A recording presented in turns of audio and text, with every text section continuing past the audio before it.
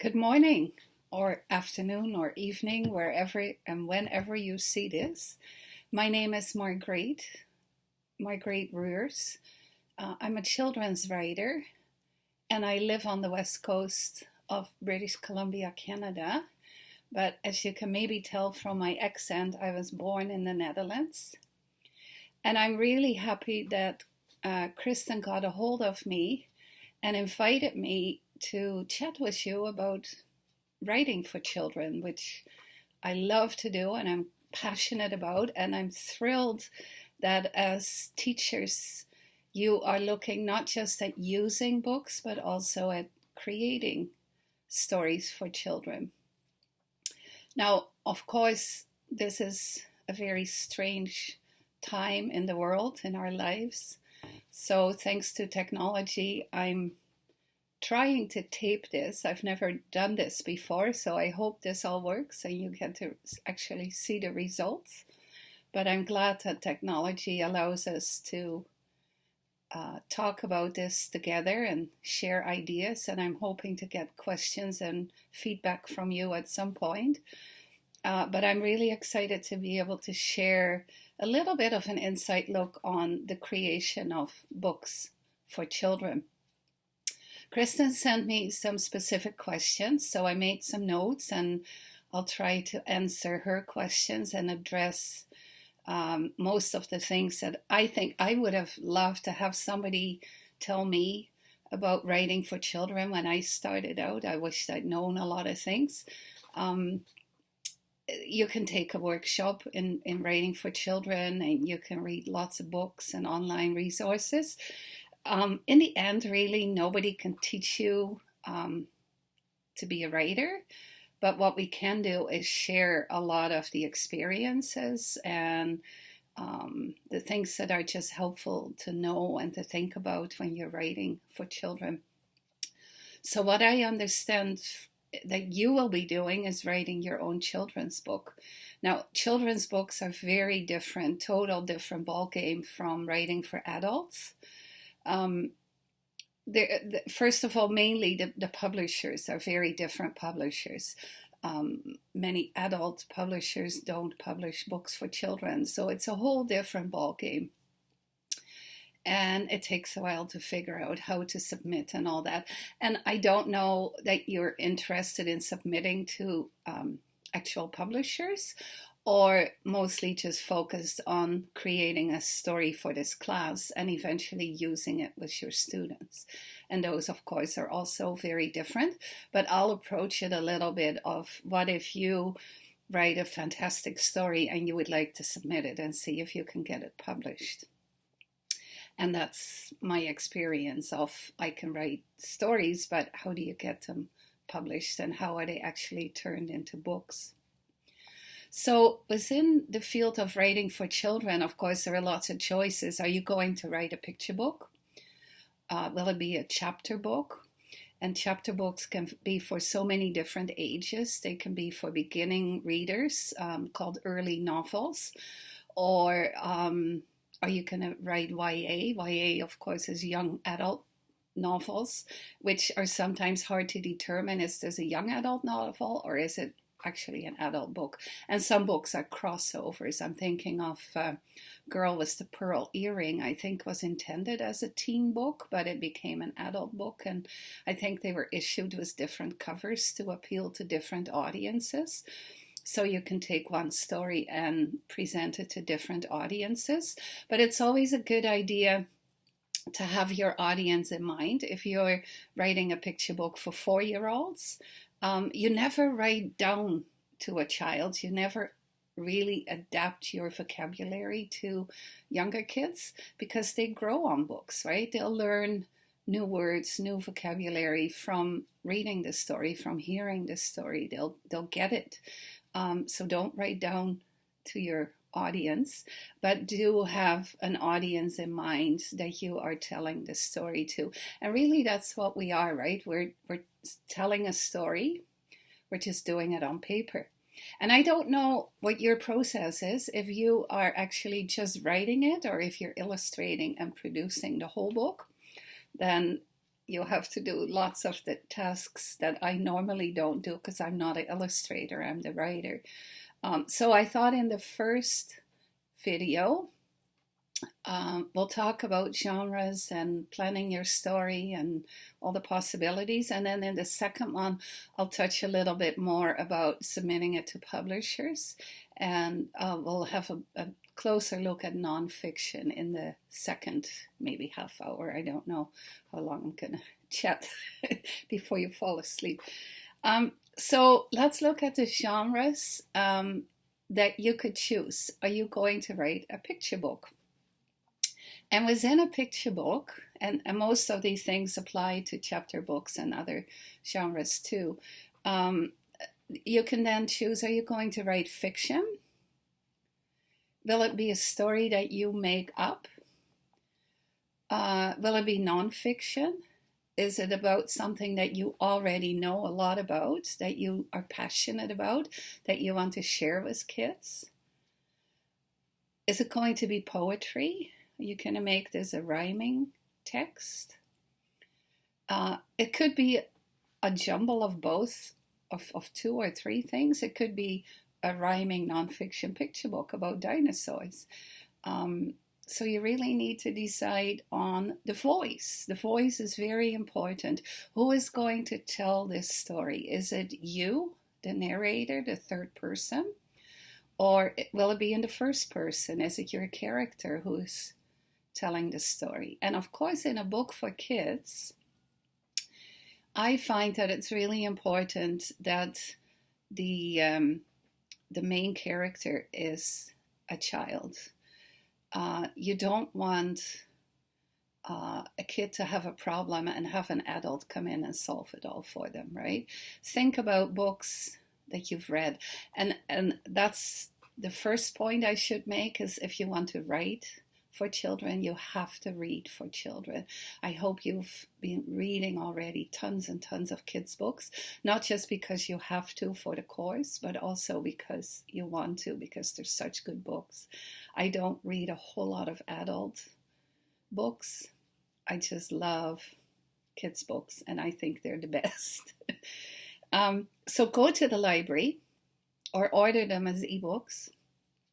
Download them on your phones, whatever, but read kids' books all the time, and that will be the best way to get into the rhythm, the length, the voice of everything for children. That works well. Read award-winning books that come highly recommended by librarians, by kids, to see what it is that makes that story work. So read for kids and then decide whose voice is this. And again, it's the kids solving the problem. In a fictional story, the problem is really important, right? If there is no problem, you're going to have a boring story. I always, when I work in international schools and I talk to 500 kids in a day and I say, have you ever started writing a story? And then it went on and on and on, and it got boring. And they say, yeah, that happened to me.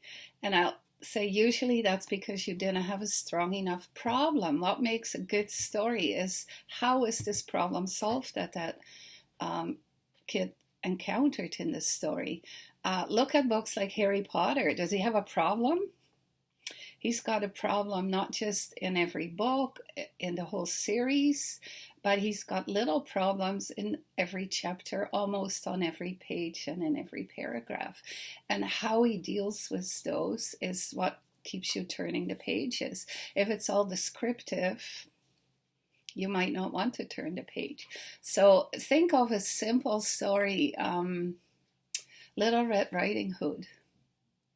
Interesting character. We've got a setting. She walks from her house through the forest to a cottage. You could describe all that. But if nothing happened, if there was no problem, it'd be a boring story. So if you throw in a wolf who's going to eat your main character, how is she going to deal with that? What's going to happen? How is she going to solve it?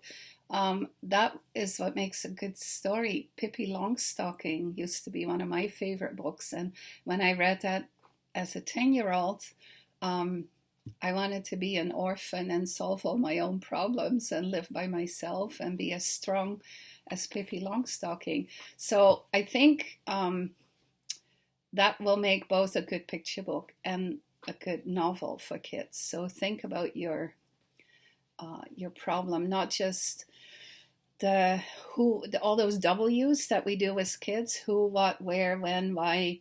You do need to know all that. I know in schools teachers do a lot of webbing with kids. I don't know any writers who web. I plan. I think writing is a lot like composting in your head. You have the seed for a story and you need to think it through. What's gonna happen? How are you gonna solve the problem? Is it funny? Is it a humorous picture book? Is it beautiful? And again, reading funny picture books, Clack Clack Moo. Reading beautiful novels like Bridge to Terabithia.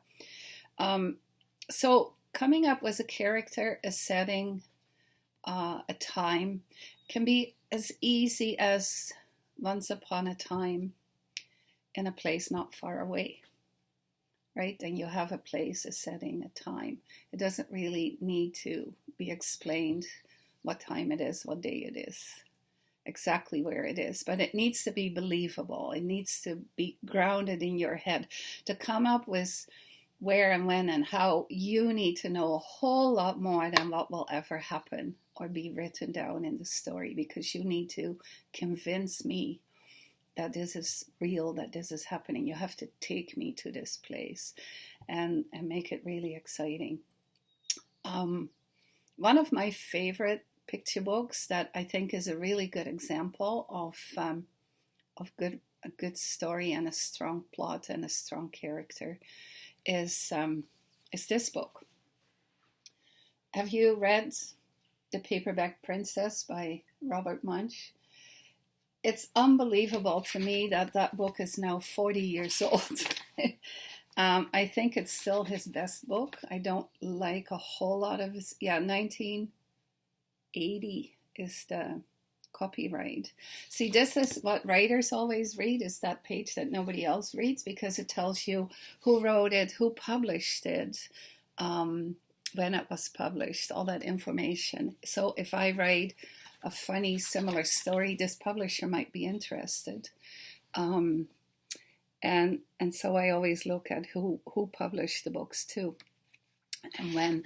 But just in case you haven't seen The Paperback Princess, it's the story of Elizabeth. She was a beautiful princess. She lived in a castle. She had expensive princess clothes, and she was going to marry a prince named Ronald. So we have where and who and what's going to happen. We don't know yet if that is the problem, but here's the problem. Unfortunately, a dragon smashed her castle and burned all her clothes with its fiery breath and carried off Prince Ronald. She has a problem now, right? The guy she's going to marry is gone. So Elizabeth decided to chase the dragon and get Ronald back. She looked all over for something to wear, but the only thing that she could find that wasn't burned was a paper bag. So she put on the paper bag and followed the dragon. It was easy to follow because he left a trail of burned forests and horses' teeth. Finally, Elizabeth came to a cave. See how quick that went? He didn't describe and go into all this detail. Bang, bang, bang. It's happening. It's interesting. You want to turn the page. She came to a cave with a large door that had a huge knocker on it. She took a hold of the knocker and banged on the door. The dragon stuck his nose out the door and said, "Well, a princess. I love to eat princesses, but I've already eaten a whole castle today, and I'm a very busy dragon. Come back tomorrow." He slammed the door so fast that Elizabeth almost got her nose caught. Elizabeth grabbed the knocker and banged on the door again. The dragon stuck his nose out the door and said, "Go away. I love to eat princesses, but I've already eaten a whole castle. I'm a very busy dragon. Come back tomorrow." You notice the repetition? In young kids' picture books, repetition can be really neat because they expect now that this might come again. Wait, said Elizabeth, is it true that you are the smartest and fiercest dragon in the whole world? Yes, said the dragon. Is it true, said Elizabeth, that you can burn up 10 forests with your fiery breath? Oh, yes, said the dragon, and took a huge deep breath and breathed out so much fire that he burned up 50 forests. Fantastic, said Elizabeth, and the dragon took another huge breath and breathed out so much fire that he burnt up 100 forests. Magnificent, said Elizabeth, and the dragon did it again. But this time he didn't have enough fire left to even cook a meatball. Elizabeth said, Dragon, is it true that you can fly around the world in 10 seconds? Oh, yes, said the dragon. He jumped up, flew all the way around the world in 10 seconds. He was really tired when he got back. But Elizabeth said, fantastic, do it again. So the dragon jumped up and flew around the whole world in 20 seconds. And when he got back, he was too tired to talk. He lay down and he went right to sleep. Smart girl. Elizabeth whispered very softly, Hey, dragon. The dragon didn't move at all. She lifted up his ears. She put her head right inside. She shouted, Hey, dragon. Dragon was so tired he didn't even move. Elizabeth walked right over the dragon, opened the cave door, and there was Prince Ronald. He looked at her and he said, Boy, you're a mess. You smell like ashes. Your hair is all tangled. You're wearing a dirty old paper bag. Come back and rescue me when you're dressed like a real princess. Ronald, said Elizabeth, your clothes are really pretty and your hair is all neat. You look like a real prince, but you are a bum. And they didn't get married after all. Ta-da! So I love that story, and I think that is such a good, strong story because it's got a strong female protagonist who solves the problem in a bit of an unexpected way. You keep the kids on their toes. It's humorous. They love the dragon getting tricked because you're there. You can see he's getting tricked. And it's got all the ingredients of a good picture book. So I always think that's a great picture book to read to get a sense of how does a fictional picture book work. This is one of my first picture books. I found out later it's a chicken who speaks Dutch because she says "tok tok tok" in all the pictures. But it's about Emma, who is just growing up from a little chicken to a white hen. And she lays her very first egg and she's very proud of it. But when the farmer's wife comes to gather the eggs, Emma follows her back to the house, which is how I got the idea, because I have chickens and my chickens always follow me back to the house. So I thought, what if I had a chicken who didn't know what to do with her eggs? So Emma follows her back to the house and she looks in the kitchen window and she sees that they scramble her egg and she says, Hawk, is that what you're supposed to do with eggs? And so the next time Emma lays an egg, she scrambles it. And then when the farmer comes, he says, no, Emma, that's not what you do with eggs. And he shoos her away. Well, the next time she looks in the window, she sees that they put them in a pot full of water. So then she lays her next egg in the chicken's water bowl and she gets shooed away again. They say, no, that's not what chickens do. And she doesn't understand what she's doing wrong. Well, guess what they're doing next time she looks in the window? So she finds an old paintbrush behind the barn and she's just finishing her eggs when the farmer's wife comes back and she says, no, Emma. That's not what chickens do. Then she notices the farmer and his wife hiding eggs all over the farmyard one morning. And so Emma starts to hide her eggs. And the farmer says, Emma must have stopped laying eggs because I can't find any.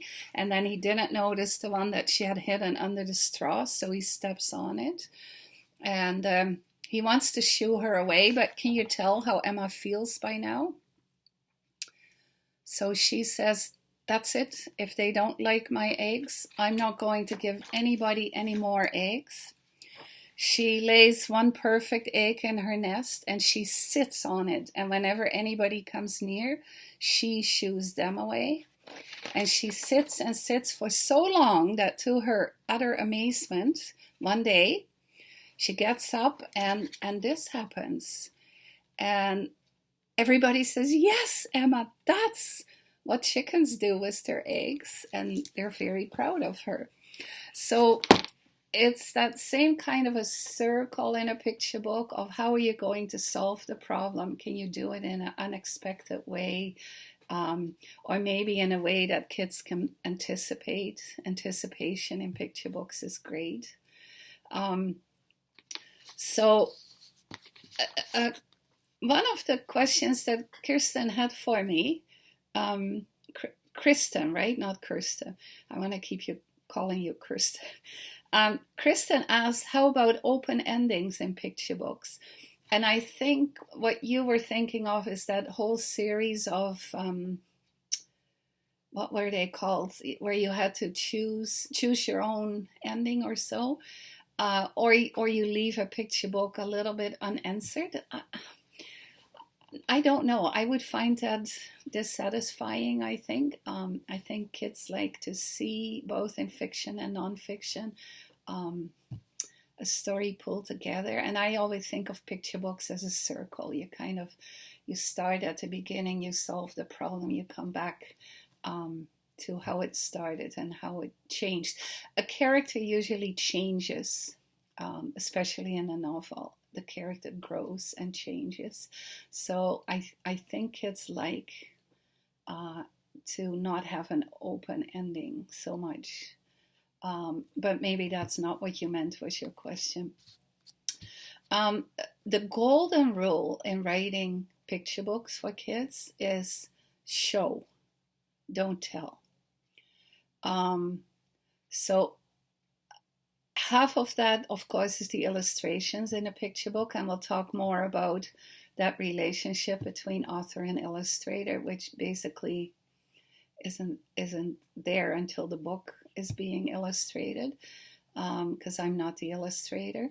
But I can't go in detail describing how Emma feels when they scramble her own eggs. I have to find just the right words. So really, as a writer, I'm painting pictures in your mind with words. And if I use the right words, then hopefully you get that same picture in your mind. There's a series of 4 chicken books. There's Emma's Eggs is the spring book. Then Emma and the Coyote. Then Emma at the Fair is a fall story of how she wins a ribbon at the fall fair. And Emma's Cold Day is when the farmer forgets to turn on the heat lamp. So in each one, she has a problem to solve. 2 or 3 of those 4 titles won Children's Choice Awards in Canada by blind kids. And not only was that really exciting to win an award for a book, it blew me away to realize that these kids were reading my books in Braille and they couldn't see the art that supported the story. So that really, I'm glad that happened early on in my writing career, because it showed me that my words have to paint pictures in your head. And your story needs to work by just reading it out loud and keeping the kids' interest. If you read a picture book without the pictures and they're all over the place doing other things, talking about other things, you may need to go back and rewrite your story. You need to keep them spellbound, even without the art, which is a difficult thing to do, but that's where editing comes in, right? Editing, rewriting. Most writers are rewriters. it's easy to get an idea and write a first draft, but that's when the work begins. I have books that I'll share with you in the next video that took me 8 years of editing and rewriting, and 200 edits is not unusual. But finding exactly those perfect descriptive words that work. Even if you're not writing poetry in a picture book, you want to use beautiful language. I love alliteration because it gives rhythm to a picture book. So in Emma's eggs, I said that she was picking bugs off the beets when she was out in the vegetable garden. And she was, I used, what is that, simile, a metaphor? It starts, every book starts off by saying that Emma was sitting on her nest, like the lid on a cookie jar. So using poetic elements in a picture book can make your story stronger. I must warn you that writing rhyming text is very, very difficult to do well. And if it isn't mind-blowing, then it's better to rewrite it not rhyming, which is really hard to do sometimes. But selling a rhyming picture book to a publisher is very, very difficult, almost impossible. So it's much better to not focus on a rhyming picture book, but do use some of the poetic elements in your writing. So poetry and voice. Then poetry is hard to sell to publishers because it needs to be so unique and new and beautiful and well done that it's very difficult to do. As is seasonal. Seasonal stories are difficult to sell. Christmas stories are a limited market right away.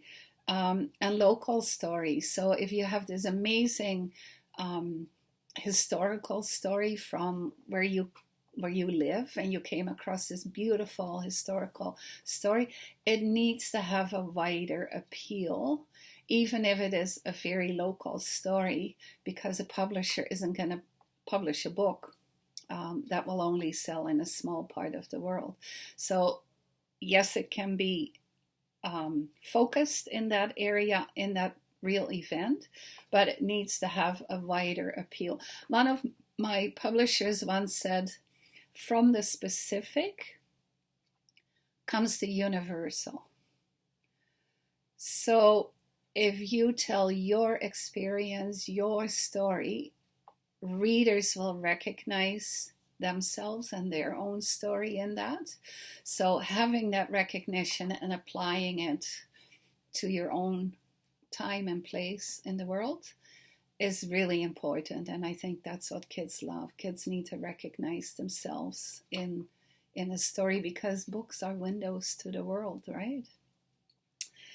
And that brings me to Kirsten's question. What is psychologically and pedagogically important? Are there societal messages in kids' books? I think as writers for kids, we need to be very, very careful with messages. You don't want to read a preachy picture book. So if you decide that you need to write a book about the importance of brushing your teeth after every meal, you can write that as a nonfiction book and show all the gory details of what happens if you don't do that. But you can also make it a very funny picture book about a monster who didn't brush his teeth and look what happened.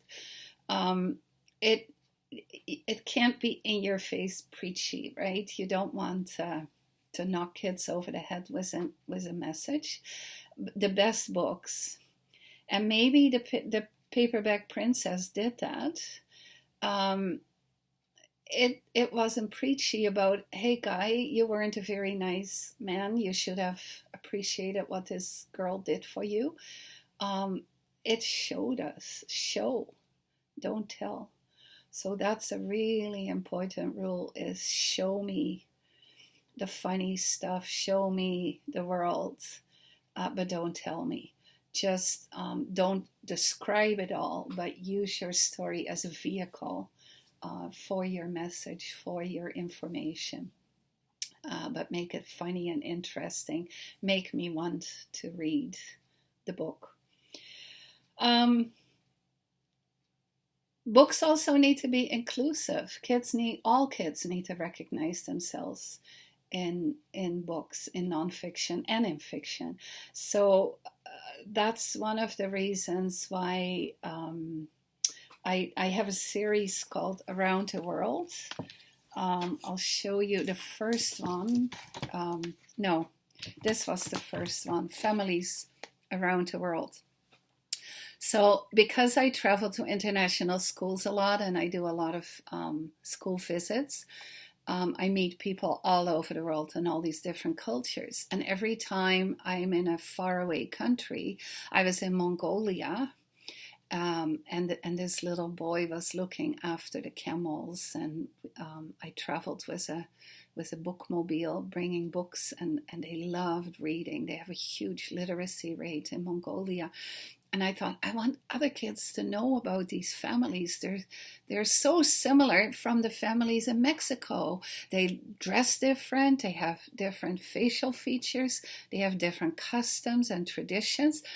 But families have so much in common. They give thanks for the same things. They want the same things, even if they live in very different parts of the world. So I pitched this idea to a publisher who loved it. And then I snuck in messages that I don't tell, but that are there in the book. And so these kids are all real kids that I interviewed, that I met. And the illustrator in this particular book used paper collage. So she made everything in the book by cutting paper. And the things that I snuck in were things like, for Canada, I chose an immigrant family. So this family came from China. She told me she still eats with chopsticks, but now she eats lasagna. To show that kids adapt, I didn't say that, what she had to learn and how she had to change. But it's kind of inherent in the story, what people do in all the different countries, and what I try to use, like for instance in England, there's a mom and a dad and 2 kids, but it's an interracial family. It doesn't tell you that anywhere, but you can tell from the art, but also from the text. I love this one. I used the Netherlands because that's where I grew up. And the only way that you find this out is there is one letter S in the whole book. If you took that out, it would change the whole text.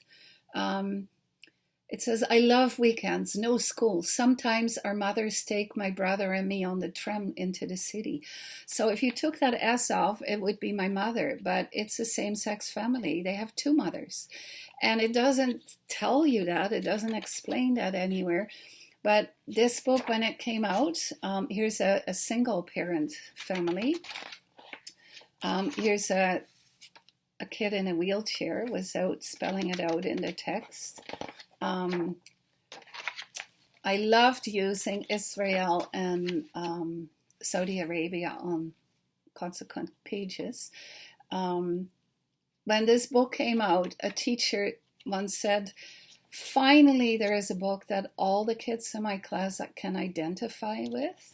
And she said there is a kid that has 2 moms, and there is a kid who grew up in Pakistan and has multi-generational family living in the same house. So I think books very much are windows to the world, and not hitting the kid over the head, but making that part of your story and showing them the world through books, through picture books or novels and nonfiction. We'll talk about nonfiction in the next chapter. I hope that gives you ideas of which way you can take your story. And we'll talk again in the next video. So see you soon.